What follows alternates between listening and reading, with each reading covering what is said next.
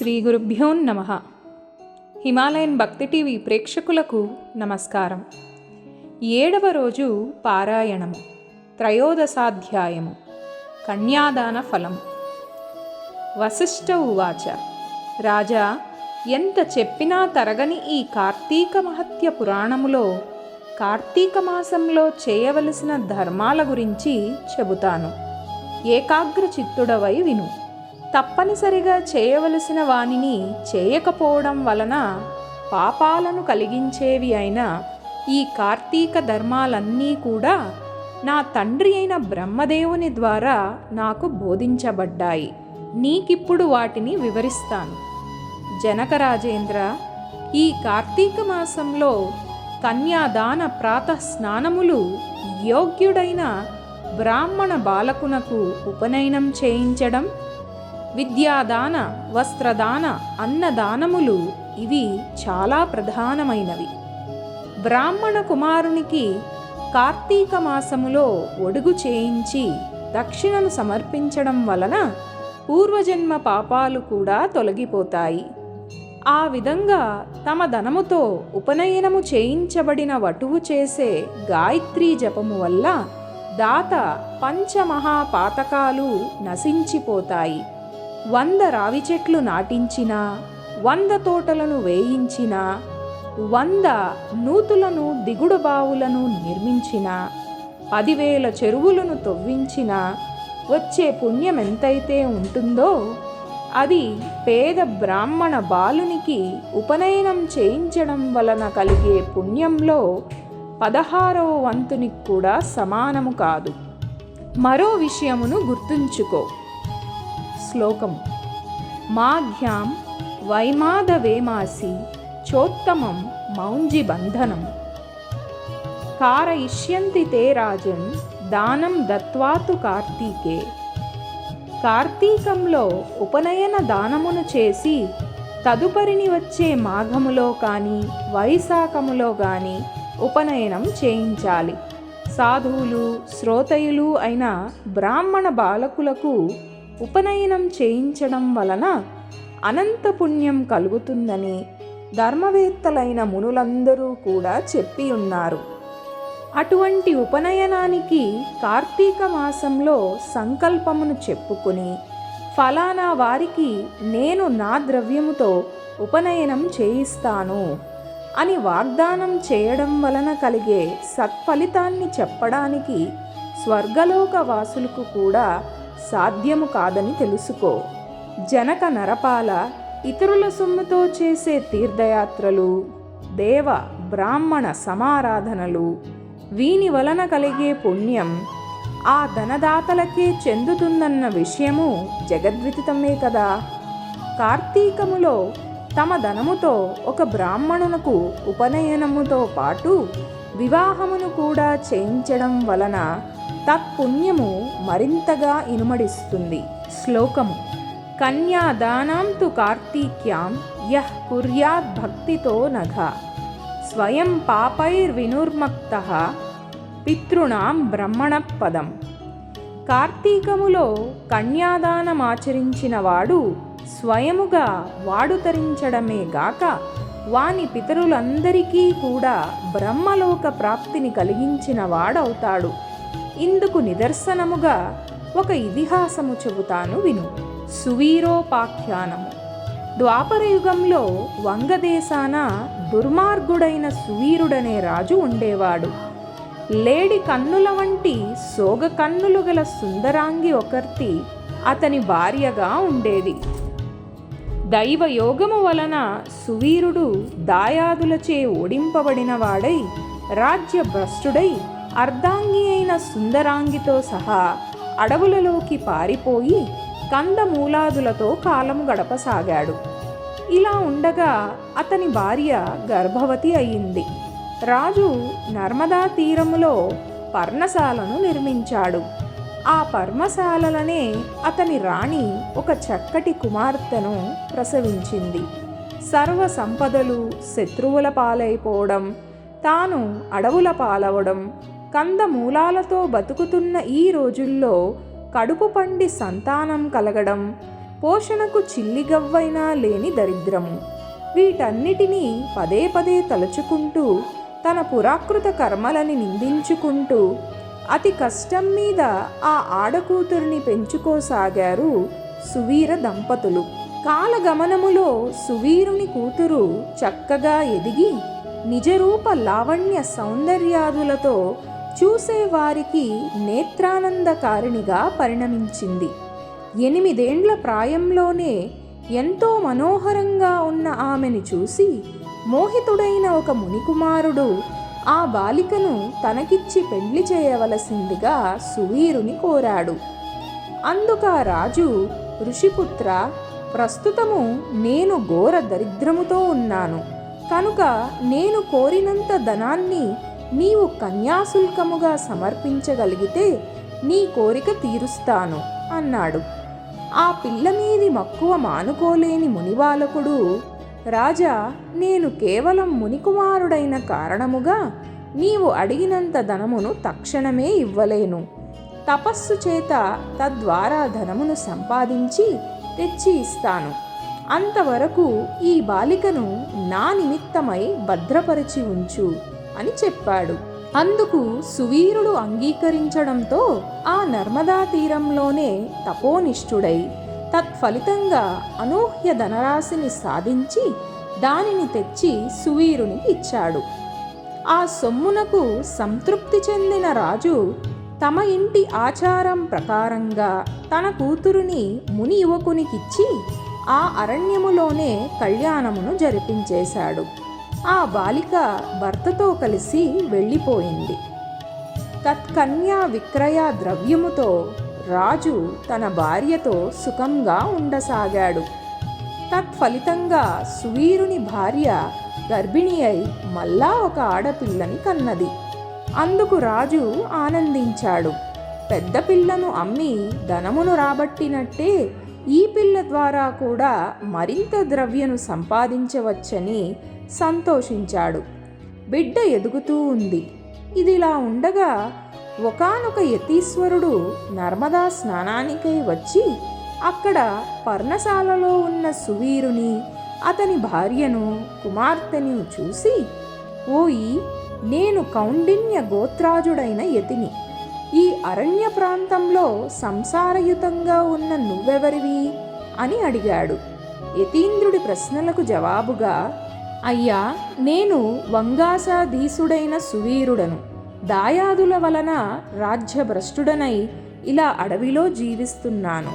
శ్లోకము: నా దారిద్ర్య సమం దుఃఖం న శోకః పుత్రమారణాత్ న చవ్య దాను గమనేన వియోగః ప్రియాపహాత్.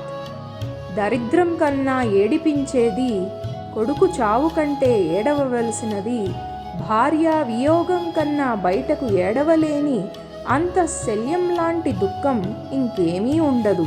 తమకు తెలిసినదే కదా. ప్రస్తుతం నేనా విధమైన 3 రకాల విచారాల వలన అమిత దుఃఖితుడనై ఈ విధంగా కందమూల భక్షణములతో ఈ అరణ్యమే శరణ్యముగా బ్రతుకుచున్నాను. ఈ అరణ్యములోనే తొలిచూలుగా నాకొక కూతురు పుట్టినది. ఆమెనొక మునికుమారునికి విక్రయించి ఆ ధనముతో ప్రస్తుతానికి సుఖముగానే బ్రతుకుతున్నాను. ఇది నా 2వ కూతురు. ఈమె నా భార్య. నా గురించి ఇంకా ఏ వివరాలు కావాలో అడిగితే చెబుతాను అన్నాడు సువీరుడు. సువీరుడిచ్చిన సమాధానానికి ఆశ్చర్యపోతూనే ఆ యతీంద్రుడు, ఓ రాజా, ఎంత పని చేశావు! మూర్ఖుడవై అగణితమైన పాపాన్ని పోగి చేసి పెట్టుకున్నావు. ఆడపిల్లని అమ్ముకుని అలా వచ్చిన డబ్బుతో జీవించేవారు మరణాంతాన అసిపత్రం అనే నరకము పాలవుతారు. ఆ సొమ్ముతో దేవ ఋషి పితృగణాలకు చేసిన అర్చన తర్పణాదుల వలన ఆ దేవ ఋషి పిత్రాలు అందరూ కూడా నరకాన్ని చవిచూస్తారు. అంతేకాదు, కర్తకు జన్మ జన్మలకు కూడా పుత్ర సంతానము కలగకూడదని శపిస్తారు. ఇక ఇలా ఆడపిల్లని అమ్ముకొని జీవించడమే వృత్తిగా పెట్టుకొని వాళ్ళు ఖచ్చితంగా రౌరవ నరకంలో పడతారు రాజా. అన్ని రకాల పాపాలకు ఏవో కొన్ని ప్రాయశ్చిత్తాలున్నాయి. కానీ ఈ కన్యాశుల్కము అనబడే ఆడపిల్లని అమ్ముకునే మహాపాపానికి మాత్రం ఏ శాస్త్రంలోనూ కూడా ఎటువంటి ప్రాయశ్చిత్తమూ లేదు. కాబట్టి సువీర, ఈ కార్తీక మాసములో శుక్లపక్షములో నీ రెండవ కుమార్తెకు కన్యాదాన పూర్వకముగా కళ్యాణం జరిపించు. కార్తీక మాసంలో విద్యా తేజస్శీల యుక్తుడైన వరునికి కన్యాదానమును చేసినవాడు గంగాది సమస్త తీర్థాలలోనూ స్నానదానాదులు చేయడం వల్ల కలిగే పుణ్యాన్ని యథోక్త దక్షిణాయుతముగా అశ్వమేధాది యాగములను చేసిన వాళ్ళు పొందే సత్ఫలితాన్ని పొందుతాడు అని హితబోధ చేశాడు. కానీ నీచ బుద్ధితో కూడుకొనిన ఆ సువీరుడు ఆ సజ్జన సద్బోధను కొట్టిపారేస్తూ, బాగా చెప్పేవయ్యా బాపడా, పుట్టినందుకుగాను పుత్రద్వార గృహ క్షేత్ర రత్నాద్య అలంకారాదులతో ఈ శరీరాన్ని పుష్టిపరిచి సుఖించాలే గాని ధర్మము ధర్మము అంటే కూర్చుంటే ఎలాగా? అసలు ధర్మమంటే ఏమిటి? దానమంటే ఏమిటి? ఫలమంటే ఏమిటి? పుణ్యలోకాలంటే ఏమిటి? అయ్యా ఋషిగారు, ఏదో రకంగా డబ్బును సంపాదించి భోగాలు అనుభవించడమే ప్రధానము. పెద్ద పిల్ల విషయంలో అంటే అధికంగా ధనపిచ్చే వారికే నా చిన్నపిల్లని కూడా ఇచ్చి పెండ్లి చేసి నేను కోరుకునే సుఖభోగాలన్నీ అనుభవిస్తాను. అయినా నా విషయాలన్నీ నీకెందుకు? నీ దారిన నువ్వెళ్ళు అని కసిరి కొట్టాడు. అంతటితో ఆ తాపసి తన దారిన తాను వెళ్ళిపోయాడు. శృతకీర్త్యుపాఖ్యానము. ఈ సువీరుని పూర్వీకులలో శృతకీర్తి అనే రాజొకడున్నాడు. సమస్త సద్ధర్మ ప్రవక్త, శతాధిక యాగకర్త అయిన ఆ శృతకీర్తి తన పుణ్యకార్యాల వలన స్వర్గములోని ఇంద్రాదుల చేత గౌరవింపబడుతూ సమస్త సుఖాలను అనుభవిస్తున్నాడు. సువీరునికి యముడు విధించిన శిక్ష కారణంగా యమదూతలు స్వర్గము చేరి అక్కడ సుఖిస్తున్న శృతకీర్తి యొక్క జీవుని పాశబద్ధుని చేసి నరకానికి తీసుకొని వచ్చారు. ఆ చర్యకు ఆశ్చర్యపడిన శృతకీర్తి యముని ముంగిట నిలబడి, స్వర్గంలో ఉన్న నన్ను ఇక్కడికెందుకు రప్పించావు? నేను చేసిన పాపమేమిటి అని నిలదీసి అడిగాడు. మందహాసము చేశాడా మహాధర్ముడు. ఇలా చెప్పసాగాడు. శృతకీర్తి, నీవు పుణ్యాత్ముడివే, స్వర్గార్హుడివే. కానీ నీ వంశీకుడైన సువీరుడనేవాడు కన్యను విక్రయించాడు. అతగాడు చేసిన మహాపాపము వలన అతని వంశీకులైన మీరంతా నరకానికి రావలసి వచ్చింది. అయినా వ్యక్తిగతముగా చేసిన సువీరుని రెండవ కుమార్తె నర్మదా నదీ తీరాన గల పర్ణశాలలో తన తల్లితో జీవిస్తూ ఉంది. ఆ బిడ్డకింకా వివాహం కాలేదు. కాబట్టి నీవు నా అనుగ్రహము వలన దేహివై అక్కడకు వెళ్ళి అక్కడ యోగ్యుడైన వరుడికిచ్చి కన్యాదాన విధముగా పెండ్లిని జరిపించు. శృతకీర్తి, ఎవడైతే కార్తీక మాసంలో సర్వాలంకార భూషితుడైన కన్యను యోగ్యుడైన వరునికి దానము చేస్తాడో వాడు లోకాధిపతితో తుల్యుడవుతాడు. అలా కన్యాదానమును చేయాలనే సంకల్పము ఉండి కూడా సంతానము లేనివాడు బ్రాహ్మణ కన్యాదానానికి కాను కన్యాదానం అందుకోబోతున్న బ్రాహ్మణునికి గాని ధన సహాయము చేసినట్లయితే ఆ ధనదాత కన్యాదాత పొందే ఫలాన్ని పొందుతాడు. అంతేకాదు, స్వలాభ శేక్షారహితుడై 2 పాడి ఆవులను చెల్లించి కన్యను కొని ఆ కన్యను చక్కటి వరునికిచ్చి పెండ్లి చేసేవారు కూడా కన్యాదాన ఫలాన్ని పొందుతారు. కాబట్టి ఓ శృతకీర్తి, నీవు తక్షణమే భూలోకానికి వెళ్ళి సువీరుని ద్వితీయ కుమార్తెను ఎవరైనా సద్బ్రాహ్మణునికి కన్యాపూలముగా దానము చేసినట్లయితే తద్వారా నువ్వు, నీ పూర్వీకులు, ఈ సువీరాదులు కూడా నరకము నుండి విముక్తి పొందుతారు అని చెప్పాడు. ధర్ముని అనుగ్రహము వలన దేహధారి అయిన శృతకీర్తి వెనువెంటనే భూలోకములోని నర్మదా నదీ తీరాన్ని చేరి అక్కడి పర్ణశాలలో ఉన్న సువీరుని భార్యకు హితవులు గరిపి వారి ద్వితీయ సంతానమైన ఆడపిల్లలను సువర్ణాభరణ భూషితను చేసి శివప్రీతిగా శివార్పణమస్తు అనుకుంటూ ఒకానొక బ్రాహ్మణునికి కన్యాదానముగా అర్పించాడు. ఆ పుణ్యమహిమ వలన సువీరుడు నరకపీడా విముక్తుడై స్వర్గము చేరి సుఖించసాగాడు.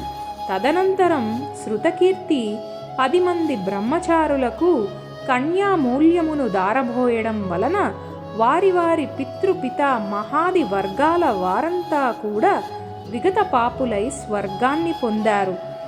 అనంతరం శృతకీర్తి కూడా యథాపూర్వకముగా స్వర్గము చేరి తన వారిని కలిసి సుఖించసాగాడు.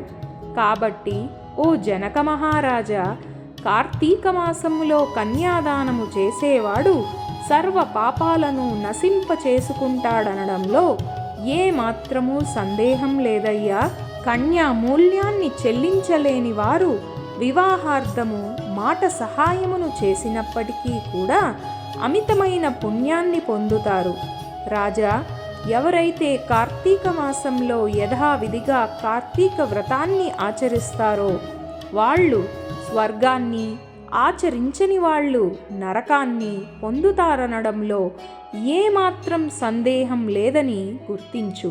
చతుర్దశాధ్యాయము. వశిష్ఠుడు చెబుతున్నాడు, మిథిలాధీశ, కార్తీక మాసమంతా పూర్వోక్త సర్వధర్మ సంయుతంగా కార్తీక వ్రతాన్ని ఆచరించలేకపోయినప్పటికీ కూడా ఎవరైతే కార్తీక పౌర్ణమి నాడు వృషోత్సర్గం చేస్తారో వారి యొక్క జన్మాంతర పాపాలన్నీ కూడా నశించిపోతాయి. వృషోత్సర్గము. జనక మహీపాల, ఆవు యొక్క కోడెదూడను అచ్చుబోసి ఆబోతుగా స్వేచ్ఛగా వదలడాన్నే వృషోత్సర్గము అంటారు. ఈ మానవ లోకంలో ఏ ఇతర కర్మాచరణల వలన కూడా అసాధ్యమైన పుణ్యాన్ని ప్రసాదించే ఈ కార్తీక వ్రతములో భాగముగానే కార్తీక పౌర్ణమి నాడు పితృదేవత ప్రీత్యార్థము ఒక కోడె దూడను అచ్చుబోసి ఆబోతుగా స్వేచ్ఛగా వదలాలి. అలా చేయడం వలన గయాక్షేత్రంలో పితరులకు 1,000,000 సార్లు శ్రాద్ధాన్ని నిర్వహించిన పుణ్యము కలుగుతుంది. పుణ్యలోకాలలో ఉన్న పితరులు సైతం తమ కులములో పుట్టిన వాడెవడైనా కార్తీక పౌర్ణమి నాడు నల్లని గిత్తను అచ్చుబోసి వదిలినట్లయితే మనకు అమితానందం కలుగుతుంది కదా అని చింతిస్తూ ఉంటారు. రాజా, ధనికుడైనా సరే జీవితంలో ఒక్కసారైనా కార్తీక పౌర్ణమి నాడు వృషోత్సర్గమును చేయనివాడు అందతామిశ్రము అనే నరకాన్ని పొందుతాడు. గయా శ్రాద్ధము వలన గాని, ప్రతి వర్షాబ్ది కాల వల్ల గాని, తీర్థస్థలాల్లో తర్పణం వల్ల గాని ఈ వృషోత్సర్గంతో సమానమైన ఆనందాన్ని పితరులు పొందరని, గయా శ్రాద్ధ వృషోత్సర్గాలు రెండూ సమానమేనని పెద్దలు చెప్పినా వృషోత్సర్గమే ఉత్తమమైనదని తెలుసుకో. వివిధ దానాలు. ఈ కార్తీక మాసంలో పండ్లను దానం చేసేవాడు దేవర్షి పితృణాలు 3 నుంచి కూడా విముక్తుడైపోతాడు. దక్షిణాయుతంగా దాత్రీ ఫలాన్ని దానమిచ్చేవాడు సార్వభౌముడవుతాడు. కార్తీక పౌర్ణమి నాడు లింగదానము సమస్త పాపహారకము, అత్యంత పుణ్యదాయకమే కాక ఈ దానము వలన ఈ జన్మలో అనేక భోగాలను అనుభవించి మరు జన్మలో చక్రవర్తిత్వాన్ని పొందుతారు. నిషిద్ధాహారాలు.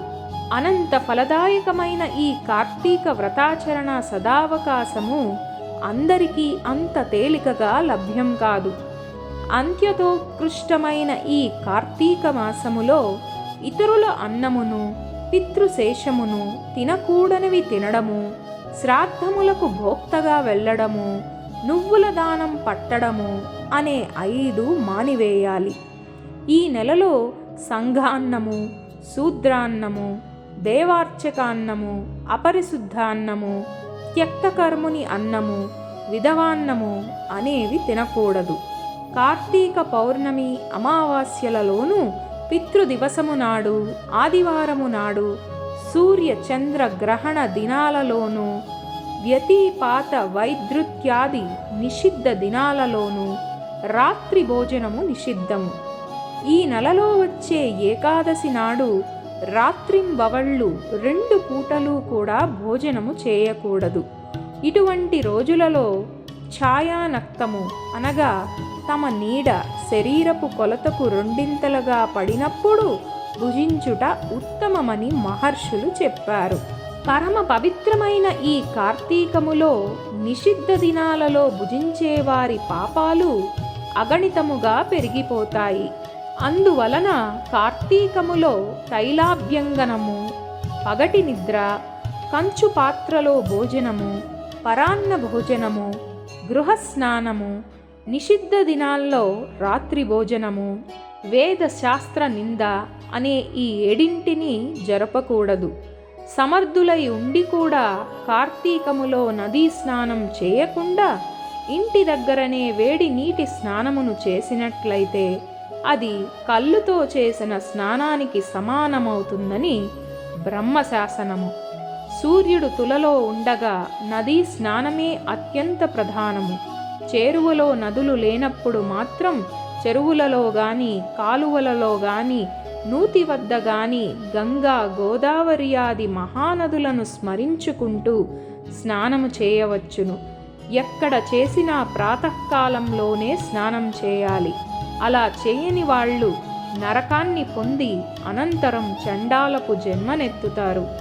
గంగానది స్మరణమును చేసి, స్నానమును చేసి, సూర్యమండల గతుడైన శ్రీహరిని ధ్యానించి, ఆ విష్ణుగాథ పురాణాదులను ఆలకించి ఇంటికి వెళ్ళాలి.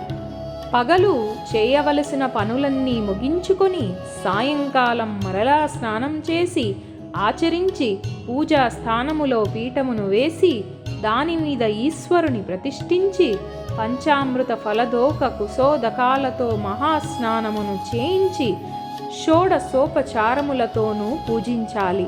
పరమేశ్వర షోడశోపచార పూజాకల్పం. ముందుగా పరమేశ్వరుడైన ఆ పార్వతీపతిని ఆవాహన చేయాలి.